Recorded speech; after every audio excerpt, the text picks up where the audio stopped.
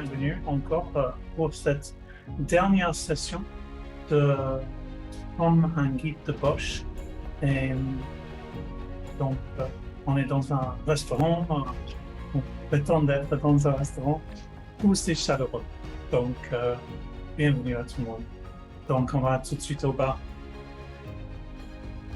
Alex, veux-tu prendre le relais? Avec le son, ça sera d'autant mieux. Ce que je vous propose aujourd'hui, c'est peut-être se faire un petit tour de table pendant qu'on est dans le bar pour savoir avec quoi vous voulez repartir en fin de séance. Effectivement, on arrive sur la clôture des 4 rencontres, 4 vraiment rencontres qui ont été assez riches que vous pouvez retrouver avec les extraits vidéo que partage Marc. Et puis voilà, aujourd'hui, vous connaissez en général le modèle puisque on a des fidèles, Jean-Christophe, Aurélien, Anta et Romain, et puis Gunther aussi. Vous avez été avec nous à 3 ou 4 en tout cas de ces rencontres. Vous connaissez le principe de la séance. Avec quoi vous voulez repartir aujourd'hui pour cette dernière rencontre? On fait Qui un veut tour de commencer? table tout de suite. Oui, avec commencer. plaisir.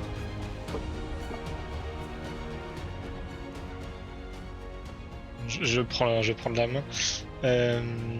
Avec quoi je veux repartir? Un peu comme les séances précédentes, je pense. Des petites pistes de réflexion. Parce qu'à chaque fois, nos échanges, ça fait naître soit des petites pistes de réflexion, soit des petites idées. Donc c'est surtout ça pour moi. Et puis une autre vision aussi un petit peu sur le bouquin. Merci Aurélien. Qui souhaite prendre la suite? Quoi d'autre?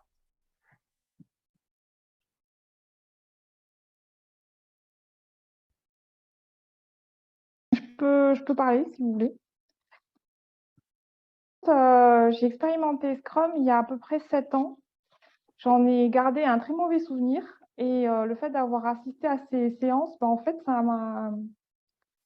m'a redonné une autre vision de Scrum et j'espère pouvoir l'appliquer un jour dans un projet. Voilà pour ma part. Merci Anta. Merci beaucoup. Gunther, avec quoi veux-tu repartir en fin de session? Avoir à moindre 6 personnes avec disons, des gens heureux.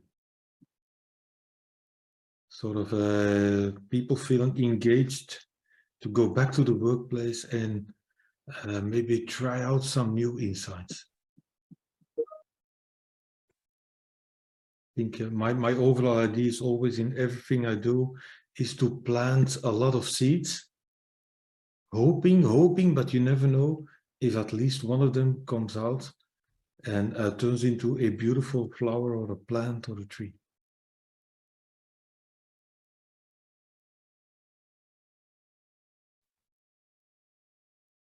So I'm planting seeds.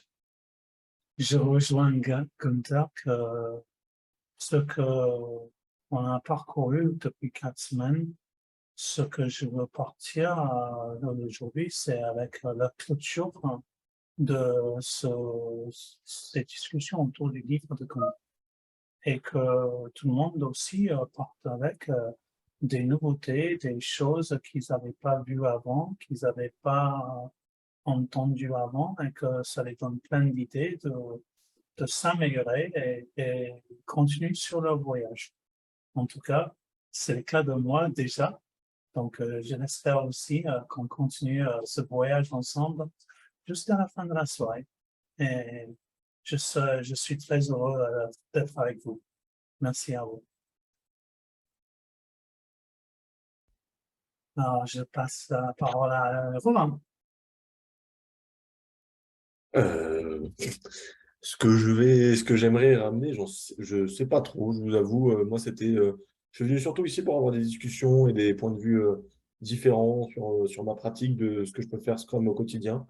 Je suis assez rassuré de voir que je suis pas dans une mauvaise voie et que ça se tient, donc juste affirmer que ce que je faisais déjà est déjà sur la bonne voie et peut-être mieux comprendre certains paradigmes et peut-être, voilà, je sais pas. C'était surtout les échanges, moi, au final, qui vont me rester en tête et qui vont me permettre de mieux comprendre Scrum au quotidien. Notamment la semaine dernière, quand Gunther a parlé de ce qu'était le cadre Scrum et de ce qu'on y mettait dedans et de ce qu'on mettait à jour, de ce qu'on revoyait régulièrement.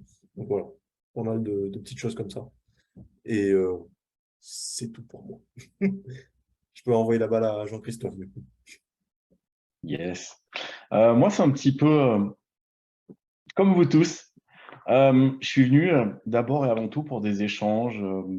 Je suis venu aussi pour, pour soutenir comme je le peux Gunther au niveau de l'expertise. Et je venais déjà avant tout pour essayer d'apporter on va dire, des points de compréhension, des astuces, comment dire, des choses pour vraiment donner vie à Scrum. Et puis je repars finalement avec des belles histoires, des rencontres. Puis je suis vraiment content avec ce avec quoi je pars. Voilà. Merci Jean-Christophe, merci beaucoup, merci à vous tous. Et toi, Alex? Et moi, je suis un peu dérouté puisqu'en fait, j'étais venu initialement créer une expérience autour d'un ouvrage qui nous rassemble, une expérience en ligne un peu différenciante, animée par des échanges. C'était une première pour moi parce que je ne connaissais pas du tout ce format et j'étais assez bluffé par les dynamiques sur ces dernières sessions, des personnes qui se connectent des quatre coins du monde pour échanger sur un ouvrage de référence. Et ça, je trouve qu'en termes d'initiative, c'est très très fort. Et d'autant plus que j'ai énormément appris au fil de ces échanges. Et parfois, c'est des phrases les plus simples qui m'ont complètement percuté dans ma vision au quotidien. J'en prends une juste pour illustrer. Hein. On ne peut pas changer un état d'esprit, l'état d'esprit évolue. C'est une petite phrase, mais qui m'a complètement court-circuité. Et du coup, je regarde le monde avec des yeux un peu différents, en tout cas dans mes pratiques de collaboration au quotidien, et c'est d'une grande valeur. Donc voilà, j'ai beaucoup appris grâce à vous, avec vos regards respectifs et vos échanges respectifs. Donc merci encore à vous. Et ce que je peux attendre pour ce soir, c'est de poursuivre la dynamique et qu'on puisse se retrouver sur peut-être par la suite vos initiatives respectives avec, voilà, vous êtes aussi investis dans beaucoup de collectifs, de formations et autres, et forcément qu'on puisse garder le contact parce que vous êtes des personnes de grande valeur. Merci à vous. Eh bien, merci Alex, merci tout le monde.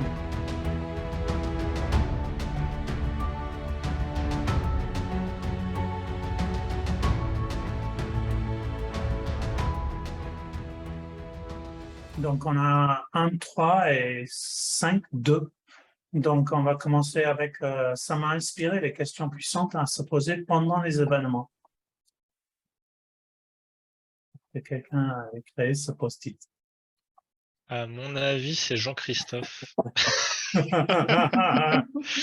Parce que ouais, je me souviens en tout cas qu'il avait posté il y a quelque temps sur LinkedIn des exemples de questions puissantes que tu pouvais poser aux différents événements pour faire réfléchir l'équipe, pour recentrer parfois sur une situation, des choses comme ça. Ça m'intrigue, hein, j'ai lâché un point là-dessus. Comment vous pratiquez? Est-ce que finalement, pendant ces événements, les questions puissantes, c'est-à-dire que vous mettez une casquette on va dire, un peu de coaching, à essayer d'amener certaines choses ou à faire réfléchir différemment l'équipe par rapport au sujet important? Comment vous Oui, y c'est prenez? ça. L'idée, ça va être d'essayer peut-être de casser un peu la routine qui s'est installée, ou peut-être si tu constates s'il y a une dérive ou s'il y a eu des problèmes, s'il y a un sujet en tout cas que tu aimerais faire ressortir, il y avait plein d'exemples de questions qui étaient là pour se dire ok, on a travaillé là-dessus, est-ce qu'on avait vraiment pensé à tout? Et les questions puissantes, elles sont vraiment là pour ça, pour essayer de se dire si on prend un autre point de vue, qu'est-ce qui se passe? Et on commence les échanges là-dessus. Et ça pouvait aussi être des manières de dérouler des délits différemment aussi, pour casser cette routine, ou alors tout simplement en rétrospective pour amener des pistes de réflexion auxquelles on pense pas nécessairement. Donc ouais, ça c'est vraiment avec une casquette de coach où tu entames, c'est comme ce que tu fais en fait là, hein, quelque part, c'est pour entamer des échanges. Ce que moi je ressens, c'est d'avoir une casquette de coach et poser des questions puissantes. C'est bien d'avoir dans sa boîte à outils. C'est pas à utiliser en overdose avec l'équipe, pour moi. Mais ça, en fait, donc de vraiment trouver les bons moments où vraiment ça est vraiment utile parce que je pense pour une équipe, si un Scrum Master ne fait que poser des questions puissantes tout le temps, je pense que l'équipe vont se dire à quoi sert ce Scrum Master. Il n'est pas vraiment en train de nous servir, il est plutôt en train de nous mettre face au mur et toujours avec ces questions embêtantes. Oui, il y a un point d'éclairage quand même. Pour moi, la question puissante n'existe pas tant qu'on la définit comme telle, une fois qu'elle est survenue et qu'elle était vraiment utile à l'équipe. Dans la mesure où, en fait, il faut prendre le contexte et parfois une question puissante dit puissante dans les ouvrages de coaching ou dans les bonnes pratiques, n'est pas du tout puissante dans un contexte donné, puisque décorrélée ou qui arrive un peu de manière dénaturée. Donc effectivement, je pense que c'est important comme tu l'évoques, Marc, de peut-être se questionner et effectivement, par le biais du questionnement et du contexte, faire émerger ensuite de bonnes questions qui le sont parce que le contexte le permet. Oui, je rejoins ce que Aurélien dit. On peut toujours commencer en rétrospective avec juste une question puissante à creuser comme format pour avoir une discussion. J'aimerais bien entendre un peu de ce que Gunther en pense. Gunther, qu'est-ce que tu en penses des questions puissantes? The powerful questions and open questions are important, but in a way they are just one tool that you would apply as a Scrum Master. It goes back a lot to the sort of a long time ago I called it the stances of a Scrum Master, but then some people took off with that idea. I said, for me, essentially a Scrum Master should be able to dynamically take up a certain stance towards either the team, either the product owner, either the organization, managers, whatever. One of the stances is being a coach, but it's not the only one. And I think that was sort of, what you were getting at, Marco. Don't limit yourself as a Scrum Master to only asking open or powerful questions. More can and should be expected of you. That means sometimes you give a really tangible advice.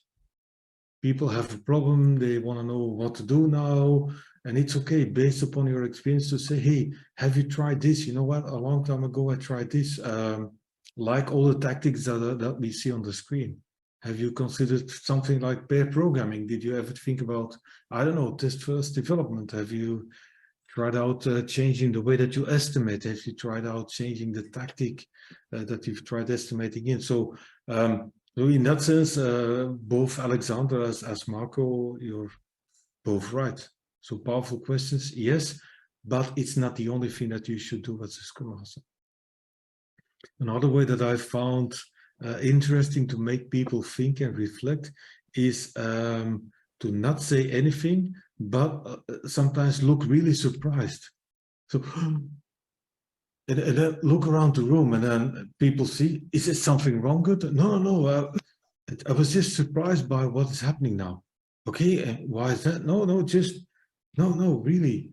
And then you get people to think also about what is happening. Why is he looking so awkward? And you know, or you can look like really bored, and then there's different ways to send out signals that maybe you should think a little bit more. So open questions, sometimes just plainly an advice, or just facial expressions is something I like to use a lot. Yeah. I like that. J'aime bien ça. Des, Ouais, des c'est réactions rigolo. de langage corporel. Et, ouais, c'est intéressant. Surtout comme ça, en visio avec tout le monde à la caméra, tu vas forcément voir la personne, sa réaction. Donc, je trouve que ça marche, ça doit fonctionner très très bien, peut-être même mieux, tu vois, que en présentiel. Yeah, it's something I've done a couple of times at events, and then when people look at me, is something wrong, Gunther? It's, no. I was just wondering. I thought we were at sprint planning. Yes, but we are. So, oh, really? Then remind me, what is sprint planning about again? And then you've got them thinking and talking for themselves without giving anything away. And then it's also a way to get the conversation flowing when that sometimes doesn't work. So just in short, open, powerful questions, really important. It's one tool that you could use, sort of apply this coaching stance as a Scrum Master, but don't forget to be, let's say, more dynamic or more inspiring than just asking questions. Oui, et le pouvoir de silence aussi. C'est le temps de réfléchir. Si on te pose une question directe, de se donner le temps pour réfléchir avant de répondre et montrer le comportement qui est attendu des autres, au lieu de chaque fois qu'il y a une question posée, de tout de suite répondre. Donc, montrer que c'est important que tout le monde prenne le temps de réfléchir sur les questions. Donc, quand on utilise questions puissantes, pour moi, ce qui est important, c'est de laisser le silence et laisser le temps pour que les gens réfléchissent. Antoine, est-ce que tu voulais ajouter quelque chose autour des questions puissantes?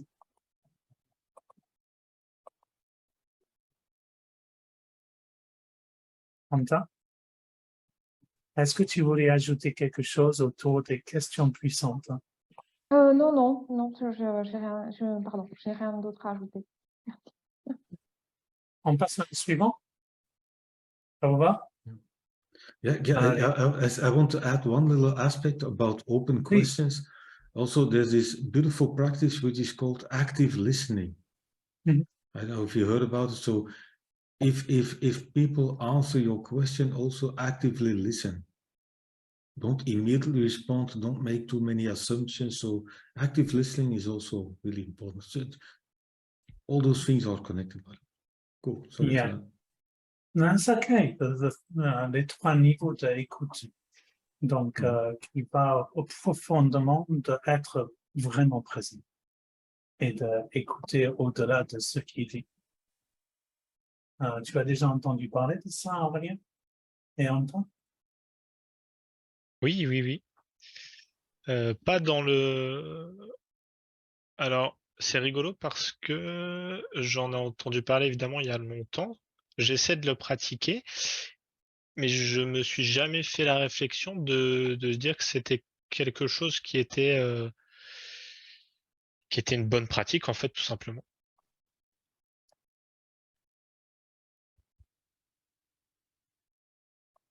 Okay. Alex, tu voulais ajouter quelque chose avant qu'on s'en va sur le prochain par rapport à l'écoute active? Eh ben oui, moi je l'ai indiqué sur un post-it. Faire des recherches sur les 3 à 4 niveaux d'écoute active, puisque ça, je ne connais pas encore et ça m'intéresse énormément. Donc, merci pour le tips. Merci. Donc, les équipes avec des pratiques complémentaires sans aucun sens. Est-ce que quelqu'un ici a posé cette post-it?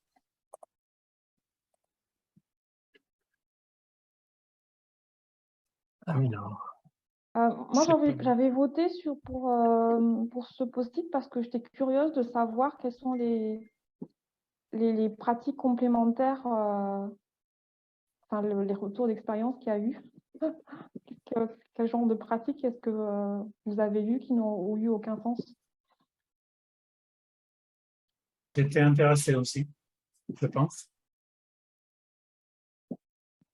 Peut-être on reviendra dessus. Ok. Oui. On passe au suivant. Des potentielles manières de jouer au Scrum, à Scrum. Est-ce que quelqu'un avait posé ce post?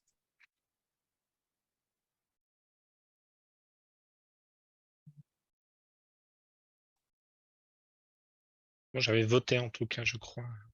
I created it, and I just wanted to highlight on my post-it potential in bold, because that's the essence between the difference between tactics and rules. Rules are mandatory, tactics are optional. So they are not mandatory. That means they're also open for inspection and adaptation.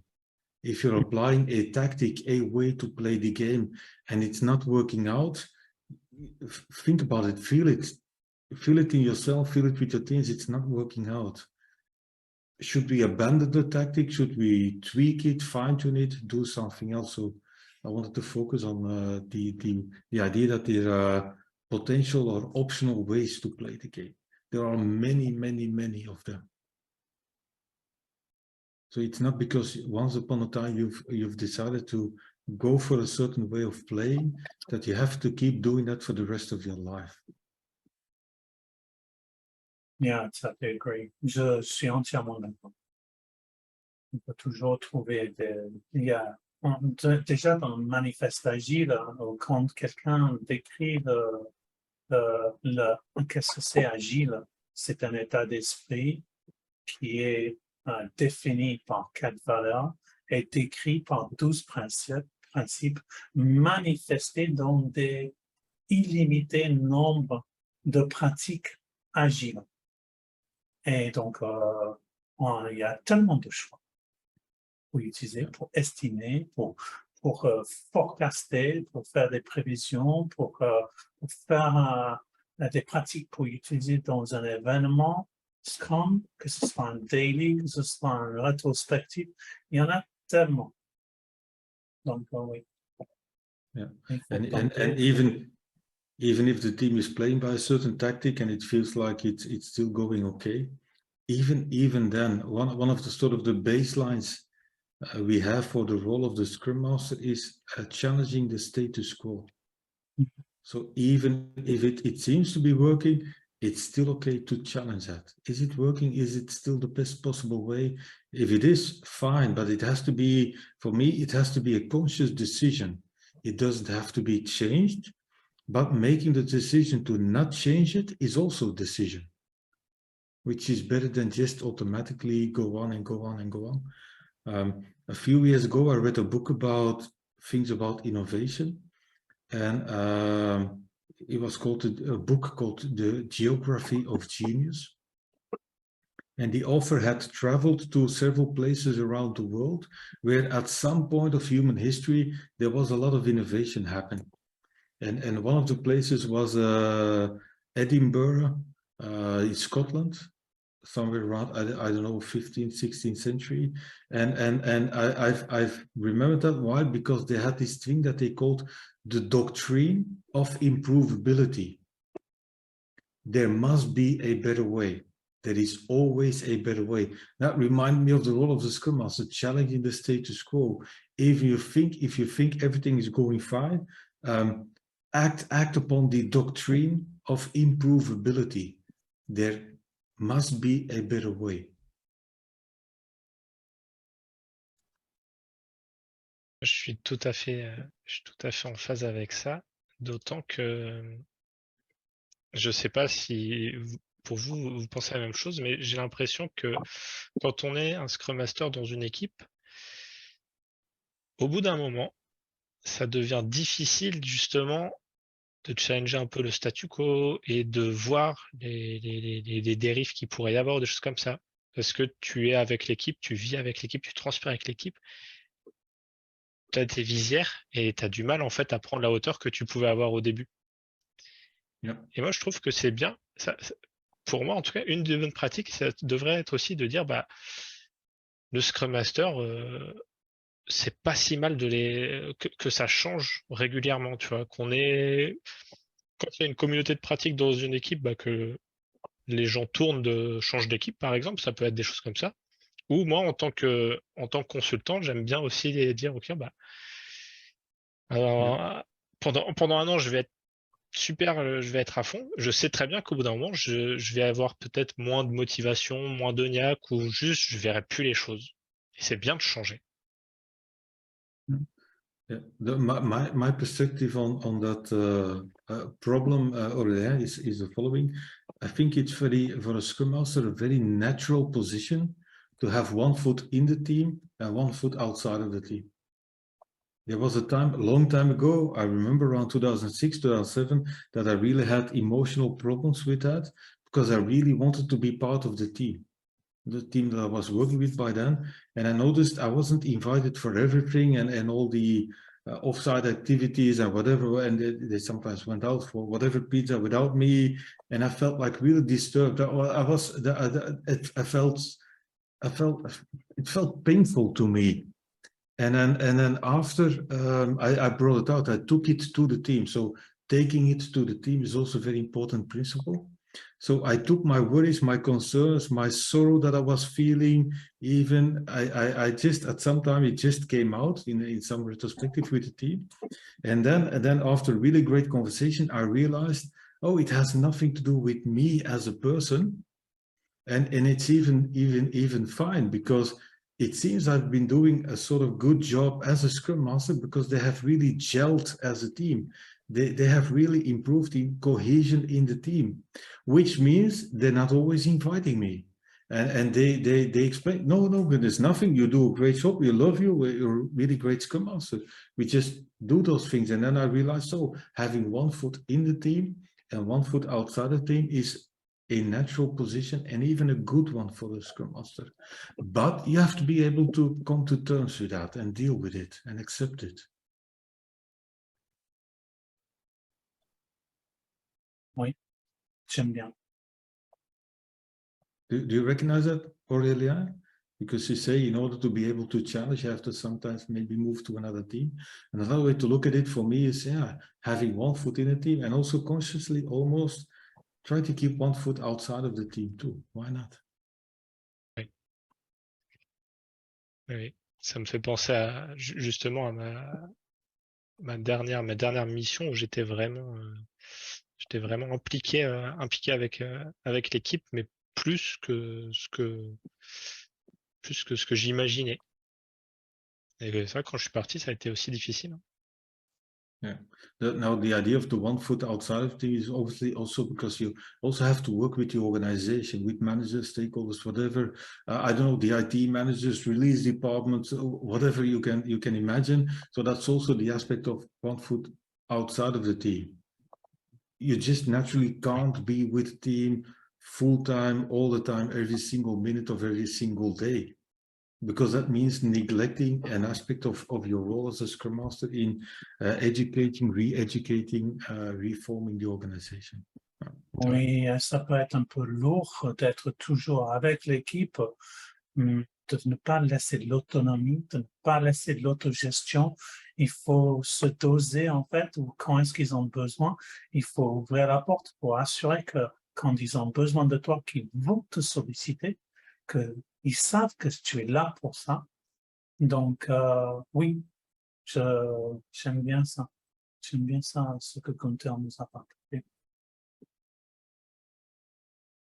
Oui, d'autant qu'on voit souvent et moi je me suis aussi fait la réflexion, il y a des Scrum Masters un peu maman dans des équipes et c'est pas bien, c'est pas du tout bien parce que ça va être des personnes qui vont prendre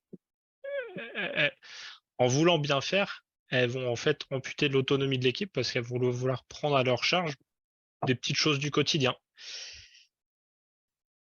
Oui. Et c'est un truc, enfin, à mes débuts, moi en tout cas, c'était quelque chose que je faisais sans me rendre compte. Hein. Et je le vois encore tous les jours. And like you say, it's with the best intentions, but not really helpful in terms of self-organization. Yeah. Et je voulais ajouter un truc par rapport à les différentes manières de travailler, jouer avec Scrum. On avait lu dans le livre de Gunther que le pensée ligne, d'accord, c'est de réduire les gaspillages et, entre autres, en fait, se poser la question, est-ce que ce qu'on utilise comme pratique, c'est pas quelque chose qu'on peut se passer? Par exemple, le planning poker nous a aidé à essayer de trouver une cohérence d'estimation. Est-ce que peut-être on est dans une étape où en fait les éléments sont suffisamment petits et qu'on n'a plus besoin de réfléchir à une taille, on a juste besoin de poser la question, est-ce que c'est trop grand ou est-ce que c'est suffisamment petit? Ça peut être quelque chose, une évolution en supprimant, en remplaçant avec quelque chose de tout simple. Ça vous parle, ça? Oui, bien sûr. Oui. Et ce que tu décris là, je pense que la majorité des équipes y passent en réalité. Hein. Mais pas forcément pour les bonnes raisons. On peut se dire, on va challenger justement le statu quo. Mais parfois, ça peut être aussi, moi j'ai vu des équipes qui avaient l'habitude d'estimer parce qu'elles ont toujours fait comme ça. Et à un moment, elles se sont dit, elles se remettent en question, elles disent, on va arrêter de faire des estimations et plus besoin, on va juste réfléchir en effet si le petit item, notre petit ticket, est-ce qu'on peut le prendre ou pas? Ce qui est pas forcément mal. Et ça peut être une bonne chose. Sauf que là, moi, ce que j'avais vu, c'est que dans le contexte dans lequel ça avait été fait, c'est juste que l'équipe était partie de on fait des estimations, on a toujours fait comme ça, on n'en fait plus. Mais elle s'est jamais posé la question de pourquoi. À l'origine, pourquoi vous faisiez des estimations et pourquoi est-ce que ce serait pertinent de continuer d'en faire ou de plus en faire et peut-être d'adapter. Et ça a vraiment été le virage à 180 qui n'a pas forcément eu les effets voulus. Je te rejoins tout à fait, Aurélien. Moi, je suis plutôt méfiant. C'est-à-dire qu'on peut se dire, on va arriver sur une approche minimaliste, puisqu'on l'a fait, ça marche, on connaît déjà.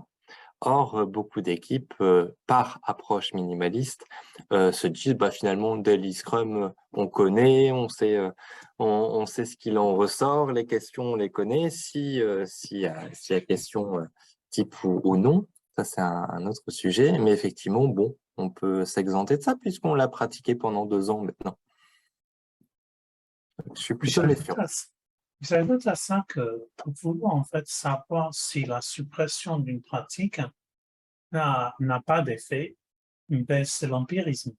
Il faut avoir quelque chose qui mesure, que l'équipe se mesure, d'accord, pour se dire, on est efficace avec cette pratique jusqu'à ici, en le supprimant, est-ce qu'on devient plus efficace? Et il faut que l'équipe réfléchisse à comment mesurer pendant leur voyage d'implémenter des pratiques à l'intérieur de Scrum. J'essaie d'utiliser le bon contexte que Gunther nous a partagé. Et j'apprécie vraiment, c'est pas au-dessus, c'est pas des pratiques complémentaires, c'est des pratiques qu'on utilise à l'intérieur de le cadre de travail de Scrum. Et donc, il y a ça me fait venir des 8 metrics que j'avais posés, cycle time, item age, et des choses qui nous permettent de savoir si le flux de travail n'est pas impacté. Il y a peut-être d'autres mesures, mais il faut discuter avec l'équipe et trouver ce qui a du sens pour l'équipe pour pouvoir se dire, on est en train de s'améliorer. Maintenant qu'on supprime ça, on continue à s'améliorer. Clémence nous a rejoint. Hello Clémence. Bonjour à tous. Bonsoir Clémence. Content de te voir. Bonjour. Bonsoir. Bonsoir. Ça va? Oui, ça va bien. Je viens juste comme ça, je veux surtout pas vous interrompre si vous étiez en train de faire quelque chose. Tu es la bienvenue. En tout cas. Je ne veux pas vous perturber. Tu peux nous rejoindre. On a décidé que ce soir, tout le monde, on va avoir un échange ouvert. D'accord? Et on a commencé avec un petit record. Donc, si jamais tu as quelque chose à ajouter, n'hésite pas de lever la main, on ne te voit pas, donc, ou d'intervenir. Il n'y a pas de souci. Ok, ça marche très bien. Merci. Marc, qu'est-ce que tu penses? Il nous reste 2 minutes. Je pense qu'on va passer au suivant juste pour quelques minutes. On se donne quelques minutes pour les questions du Daily Scrum. Dans le livre de Gunther, il y avait les questions de Daily Scrum qui étaient discutées dans le premier paragraphe. Est-ce qu'il y a quelqu'un qui a posé cette post-it? Non. Je sais plus si j'avais voté pour lui. Je sais C'est plus, possible que j'avais j'ai voté voté. aussi. C'est peu que j'ai voté aussi. Non, parce que j'en ai un mauvais souvenir de ces Daily Scrum. Mais c'est vrai que c'est un point intéressant, les questions, parce que, et c'est ce que dit, je crois que c'est dans le chapitre d'après, là, sur le futur, ce que dit Gunther aussi, et c'est ce qu'on a dit hein, dans nos échanges.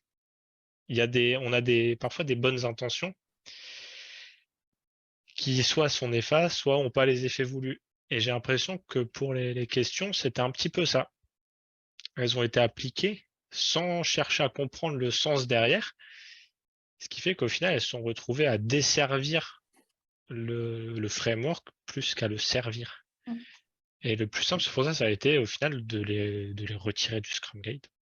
Pas parce qu'elles sont pas utiles. Gunther va peut-être pouvoir nous rappeler de l'ordre des choses, mais les questions ont apparu dans le Scrum Guide avant que l'objectif de sprint a apparu dans le Scrum Guide. Et au moment que l'objectif de sprint a été ajouté au Scrum Guide, les questions ont été reformulées vers le sprint goal. Gunther, est-ce que tu t'en souviens? Yes, so when I wrote the first version of the book, that was in 2013, I wanted to point out just what was it, Alexander Aurélia, you were saying that I'm going to assume everybody knows the famous 3 questions. Do you guys? Who knows the 3 questions? What are the 3 questions of a daily Scrum? Who knows? Who wants to say?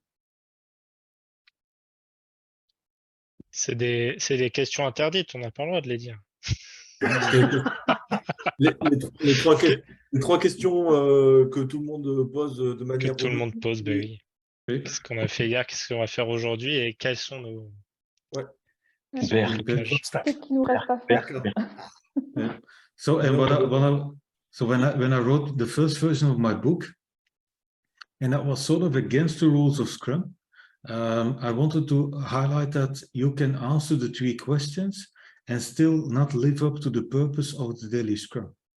Still sort of degraded to a simple status reporting meeting, which was never the purpose of the daily Scrum. So that's why I like the idea that it's about le sens plus que le format. So the daily Scrum has always been, and I've rephrased that later on for all of the events, inspection without adaptation is pointless in Scrum.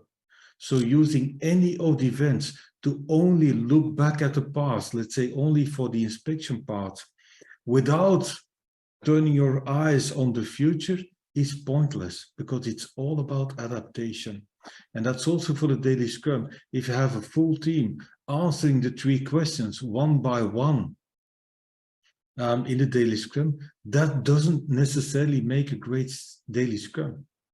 If they don't use it to interact with each other, to collaborate, to think about what is the most important work now, to rethink or replan their work for the upcoming day as a team, then it doesn't make any sense. So in 2013, I described the 3 questions of the daily Scrum as an optional, a probably good practice in a lot of cases, but still optional. It was only in, I believe, in 2017, it was first in the Scrum Guide, then a few years later described as optional. Indeed, the 3 questions were still mentioned, but as optional. And in the next version of the Scrum, they were skipped or eliminated from the Scrum Guide. So that was, I did that in 2013, and then in 2016, 2017, that became sort of the official rule. And I believe that is good, because for every event in Scrum, I believe that we should say what the purpose of the event is, what the input into the event is and what should be the outcome of the event. But I don't believe that we should prescribe or instruct how to go from that input to that outcome. Et laisser l'équipe découvrir la meilleure manière dans leur contexte pour atteindre cet objectif. Yeah. Jean-Christophe et Romain sont de retour. Bienvenue encore. J'espère que ça s'est bien passé chez vous. On a écoulé tout notre temps de 40 minutes. Donc, je vous propose qu'on passe, il nous reste 15 minutes à peu près, peut-être 20, hein, on peut le pousser à 20 potentiellement. Donc, on va donner 15 minutes pour commencer. Bien sûr, ça va déborder de quelques minutes. Donc, on parlera de le futur de Scrum maintenant, je pense, si ça vous va. Moi, je vais prendre une photo de ces bots de voir les sujets. Donc, si vous voulez bien ajouter des post-it sur le futur de Scrum, qui vous est venu en lisant le livre, et aussi peut-être des choses que vous aviez vous-même, que vous avez pensé qui était le futur de Scrum. Ça vous va? On prend une petite minute de post-it. Allons-y, Marc, super. Même principe, hein. C'est d'une grande valeur, ça nous a vraiment été utile.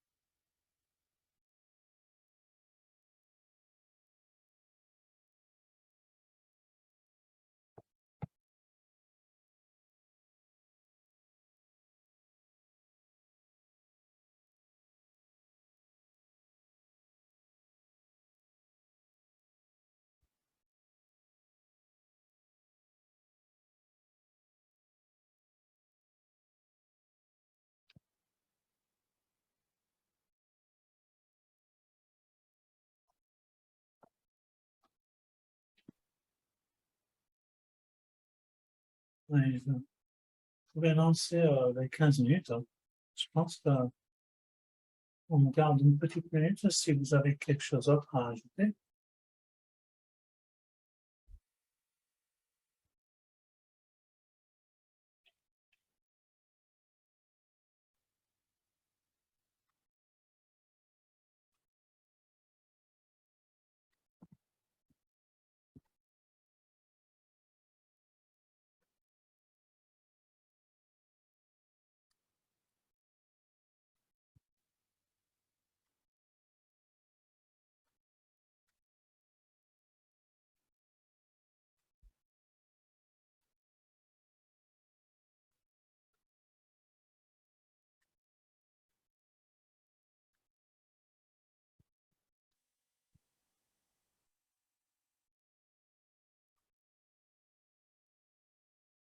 Est-ce que c'est bon pour vous? Un petit pouce levé si c'est favorable.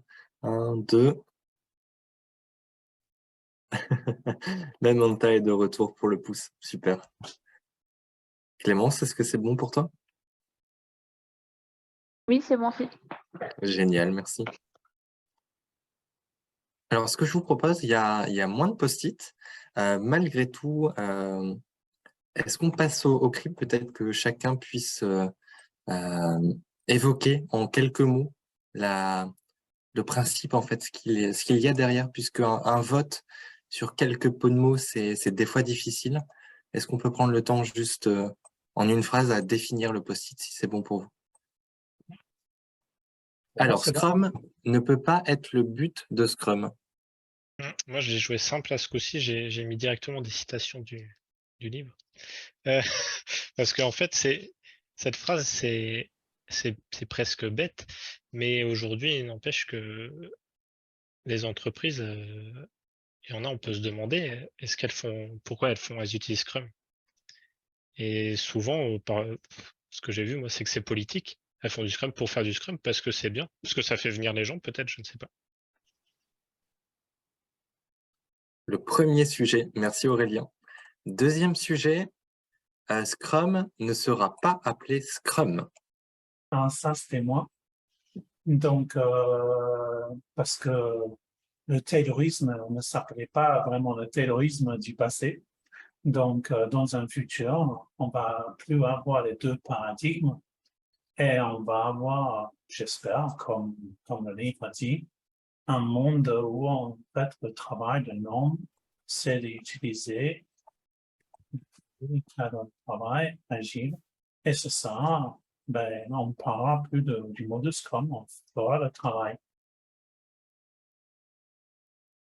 Merci Marc.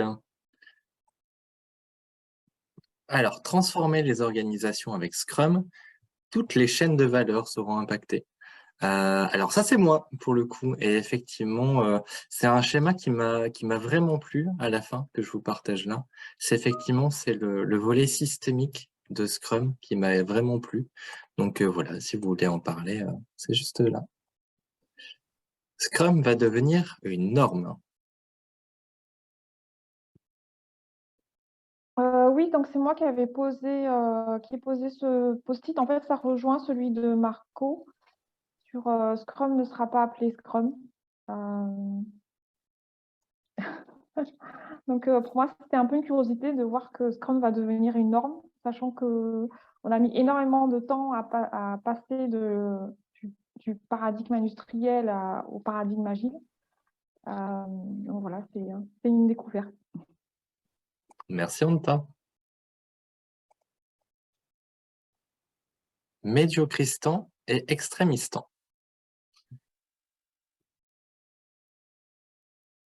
Ça, c'était moi encore. Donc, j'ai découvert ces mots que j'ai jamais entendu parler. Et donc, je suis très curieux d'avoir un peu plus de ce que j'ai lu dans le livre pour essayer d'ancrer ce que j'ai lu. En tout cas, je risque de relire plusieurs fois cette partie. Merci Marc. Alors, ce post-it, focus sur la formation à Scrum. Scrum pour les jeunes ou uniquement dans le milieu professionnel?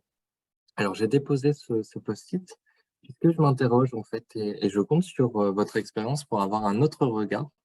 Aujourd'hui, j'ai l'impression que Scrum, c'est uniquement pour de la gestion de projet dans le milieu IT et pour des professionnels, donc voilà, une fois qu'on est déjà au sein des organisations, est-ce que Scrum aurait un potentiel au-delà des organisations? Donc peut-être dans la gestion de projet au sein des universités ou un peu plus jeunes. À quel moment devons-nous former les jeunes à Scrum? C'est une question ouverte.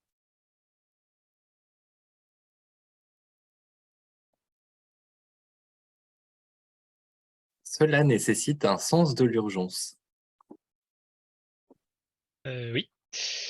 Oui, c'est une partie qui m'a marqué un peu, parce que ça fait écho aussi à ce qu'on vit en entreprise, mais Scrum, ça demande du courage et parfois, c'est pas agréable. Ça demande des changements qui sont pas agréables. Et pour avoir envie de changer, il faut provoquer en fait ce sentiment d'urgence. Donc ça, c'est pas ça qui m'intéresse un petit peu. Merci Aurélien. Et pour finir le tour de table, le potentiel de Scrum hors du milieu IT. J'avais déposé ce post-it en lien avec la diffusion de Scrum dans le milieu professionnel. Est-ce que Scrum a un potentiel en termes de valeur et de diffusion et de principes et de pratiques hors des milieux où on pratique l'informatique? Marc, est-ce qu'on a le temps pour ouvrir le vote? Il reste 8 minutes. Je peux ouvrir un vote si tu veux. Rapide alors. Tu penses alors, 2 votes chacun. Et je fais pour 1 minute, mais ça risque de aller vite. Alors, il y a des doubles, on n'oublie pas. Donc, il faut qu'on imagine de ne pas voter sur... Marc, et si on laissait Gunther choisir pour clôture ces 4 rencontres? Oui. Oh. Est-ce que ça va pour tout le monde, ça? Laissez Gunther clôturer. Okay, cool. Et Jean-Christophe. Yeah, but please, GC, add anything that you feel like needs to be adding. Totally open for that. In a way, anything that is on the screen is in a way connected. So let me take a little step back. What in the end I try to describe in my book is to start with the bigger context. The Agile movement. Scrum is older than the Agile movement, but still the Agile movement, and then Agile transformations and so on, and moving from the old Taylorism to the new paradigm. I described then Scrum, the rules, and then examples of tactics to illustrate the difference. And then by the end, I wanted to look forward to the future of Scrum.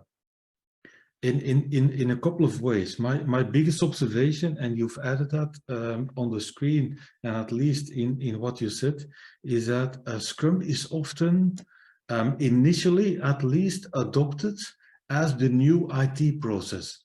In organizations, adoption is often driven by IT people. It's software development, and they look at it as the new IT process. And when I wrote my book, and certainly when I updated it for the third time, I felt like it's about time that we get over that, and that rather than looking at Scrum as the new IT process, let's not just use Scrum for the how of the work. How do we do work in short cycles and with practice and so on? Look also beyond the how and look at why are we doing this? What are we trying to achieve? And that brought me to 2 topics that for me determine the future of Scrum itself, meaning product ownership, which I described as in English as the power of the potential product. I don't know exactly how they translated that, but I'm still looking it up because I look forward to finding out. And they called it la puissance du produit possible. So the power of the potential product, la puissance du produit possible. And that's trying to get the idea across that let's step away from the predicted product, upfront defining all the features and functionalities and capabilities that we think we know should be in the product. So let's open up our mind. Let's use Scrum, not just to dynamically or more flexibly organize the work, but also be more flexible in the outcome, the results of the work. So that's what I call the possible product. It's sort of the opposite of the predicted product. And what I've said at other occasions, that the second topic of that will determine, let's say, the future of Scrum. It's not just moving from the how also to the what, but also in a way I like to use sort of little quotes sometimes. Scrum is hardly used effectively if you don't revise or reorganize or rethink the structures around it. That means doing Scrum properly is going to have an impact on HR procedures, processes, governance, methodologies, marketing people, product managers, and so on. So, and that's on the second aspect. I focused a lot in my book on after the what to sort of the environment in the sense of, in English, I call it upstream adoption. And in French, François Léon have translated as l'adoption de Scrum par le haut. So the upstream adoption of Scrum, because Scrum is often, after a while at least, certainly embraced by the teams and the people having to do the work, but that's not enough. It's going to have an impact on the broader organization. That means we have to engage with managers and leadership and product managers and so on also to really get the benefits of Scrum. And that will determine, I believe, the future of Scrum in general as a Scrum movement, but also locally within organizations. The future of Scrum will be determined by also thinking about the product and the what of our development, not just the how of development, and also looking at the environment around it. And then that was sort of the first step of looking into the future of Scrum. And the next step was what both Hanta as well as Marco said, that Scrum va devenir la norme, pas juste une norme, mais la norme. I'm a Scrum believer. And Scrum ne sera plus appelé Scrum. Aujourd'hui, on l'appelle toujours Scrum. But my belief that if we do all of those things and as Scrum people around the world, keep promoting Scrum the way we've been doing now for 4 weeks, that Scrum will become the normal way of working. That I think that is a sort of a liberation from all the discussions and the debates of the terms and the terminologies and the nitty-gritty things of the accountabilities and so on. It will just become the normal way of working. That means we don't have to think about what is a product owner anymore. We don't have to think about what is working in the sprint. We don't have to think about the events within the sprint. We will just do that as if this is the normal way of working. And then hopefully that also opens up a lot of new possibilities too. So that is a little bit of the things. And I hope in a way, Alexander, that it also highlights a little bit of my views on Scrum beyond IT. Scrum should go beyond IT anyhow. That does not necessarily mean that all of those other departments have to apply Scrum too. Scrum will have an impact on marketing, on how marketing is organized.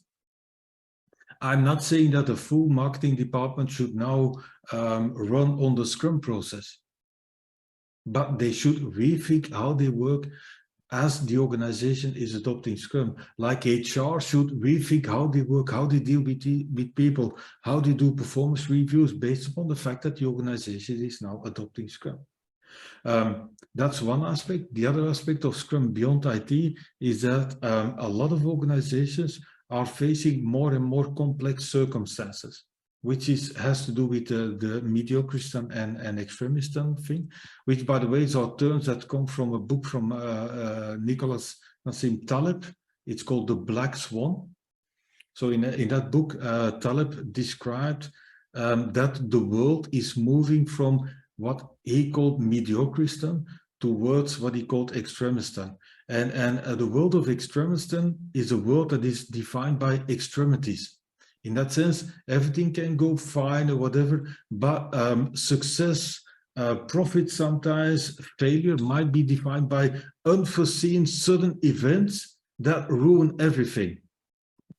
And a lot of organizations believe that they still live in mediocrism, where success, money, benefits, and so on come from literally mediocre things on average and whatever, and things that are in that sense scalable, in the sense that, yeah, if you put more hours into something, the results will also be better. But that's not what extremism is about. It's not about putting more work or more effort or whatever into some things.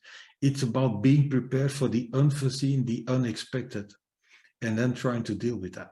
So in that sense, Scrum beyond IT? Yes, because the complexity of the world is continuously increasing. In the sense, it's a 24/7 world, it's a globalized world, it's a real-time world. You have to respond immediately. People start expecting that.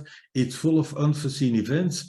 We have access to the full globe, to the full planet and information and whatever. And we have to sort built-in filters on how to deal with that. And for me, agility is about building in filters to deal with the 24/7 real-time world.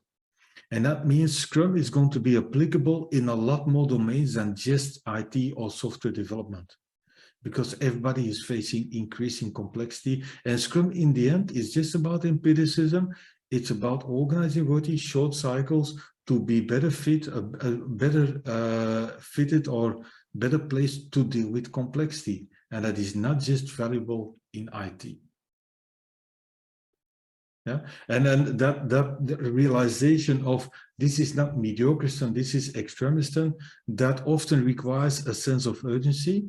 People that are aware of it, and I think I liked what, I don't know who just said it, if people are not aware of it, I think it's a really good practice to make them aware of it. In that sense, provoke, like just provoquer un sens d'urgence.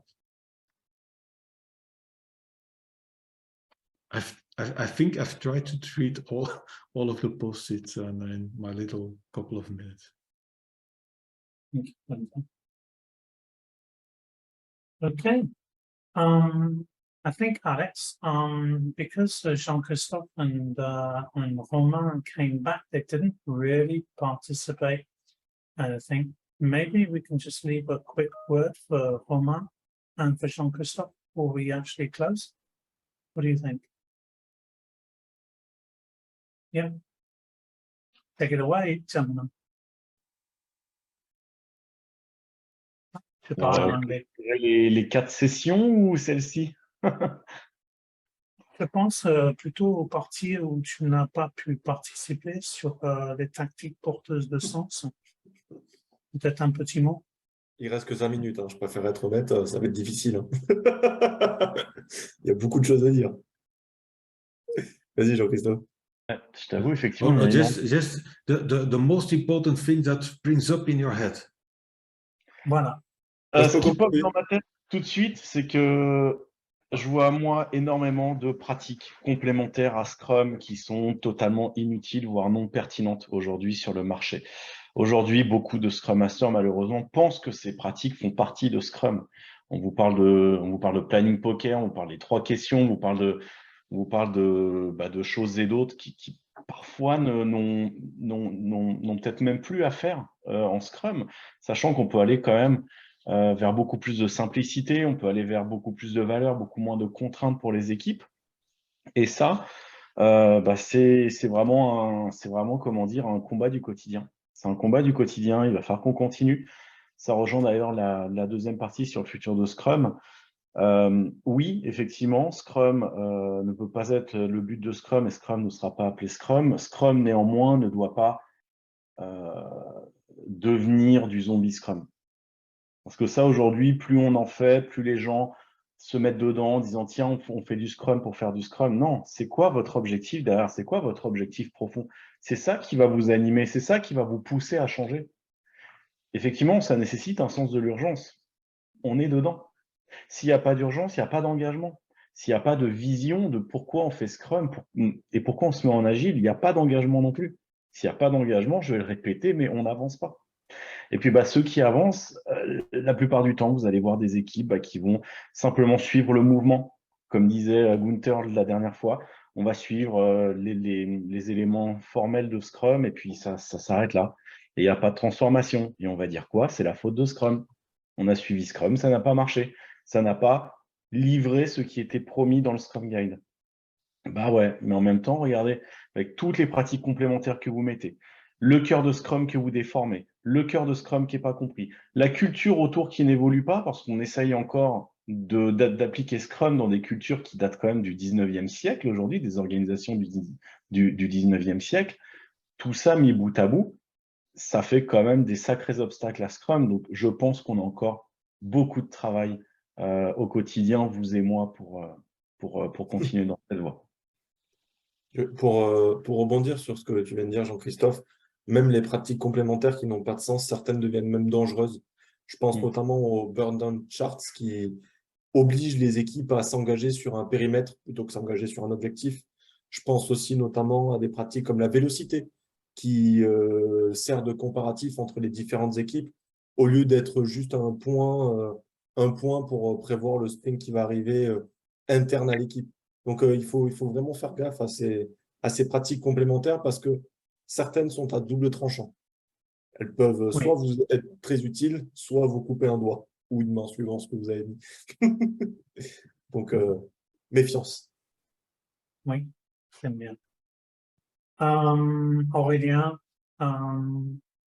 est-ce que c'est bon pour toi? Parfait. Et Anta, c'est bon pour toi aussi? Oui, Clément? c'est bon. Alexandre, on va clôturer, si ça va pour tout le monde. Donc, je vous fais venir au bar. Donc, c'est la joie, en fait, d'avoir participé avec vous, d'être tous ensemble, encore une fois. Merci beaucoup. Donc, on a vu quasiment tous nos cristaux. On les a tous vus. Ils sont tous venus à un moment donné. Donc, merci encore, Jean-Christophe, d'être venu aujourd'hui. J'étais au 4, moi, Marco. J'étais au 4. Tu étais au 4, c'est ça? Tu étais à Je tous suis les venu 4? prêter main forte à Gunther. Bon. Ah oui. Et Gunther, tu as été là aussi pour beaucoup de noms. C'est juste le premier que tu ne pouvais pas venir. Merci d'être là aussi. Peut-être tu as un dernier mot à partager avant qu'on clôture. No, I've already talked too much. I can only thank you guys for spending all this time on my little book, discussing them, and thank you, Marco, for taking the initiative. I loved it. Thank you for supporting us. Donc, les événements, comme vous savez, de Gunther, il a un PSM2. Gunther, tu as ajouté aussi un PSM1, PSPO1 et un autre PSM2. Oui. Novembre et décembre. Aujourd'hui. Oui. J'ai vu. Donc, super. Je suis content. Juste, Marc, pour info aussi, au niveau des événements qui arrivent, il y a Jean-Christophe qui fait une conférence dans pas longtemps pour l'Agile Tour Montréal. Si ça intéresse des gens, ça peut être pertinent d'aller voir. Merci, Romain. Jean-Christophe, tu peux en parler un petit peu? Oui, justement, ça fait totalement écho à la conclusion que j'ai donnée. La conférence s'appelle « On arrête Scrum, ça ne marche pas ». Le titre est provocateur, et il est très provocateur. Et justement, j'espère faire venir des gens qui disent « Ouais, c'est vrai, ça ne marche pas, on arrête Scrum, maintenant, vers quoi on va ?» Et justement, je vais essayer de rattraper les gens et de dire « Voilà un peu les verbatims qu'on entend de la part des équipes, des gestionnaires. Voilà les pratiques qui sont mises en place. » En fait, à voir ça, vous étonnez pas si ça ne marche pas. Et qu'est-ce qu'on pourrait changer pour que justement Scrum fonctionne? Donc, c'est plutôt, on arrête le mauvais Scrum, ça ne marche pas. Et justement, ça vient vraiment appuyer la conclusion que j'ai donnée tout à l'heure, qu'il y a tout un tas d'éléments dans Scrum et autour de Scrum qu'il faut vraiment maintenir pour en faire un succès. Aussi bien le cœur que les pratiques complémentaires, que l'environnement autour, que le cadre dans lequel Scrum est appliqué, et tout ça englobé par le sens de pourquoi on est en Agile et pourquoi on fait Scrum. Donc voilà, c'est une petite conférence d'une 50aine de minutes à l'Agile Tour Montréal. Il a promis beaucoup d'humour aussi dedans, donc faites attention. C'est en virtuel aussi? Il y a du présentiel. Sur scène, mais ça sera filmé et ça sera disponible aussi en virtuel. Tu as les dates? C'est le 15 novembre de 16 à 17. 16 à 17 heures.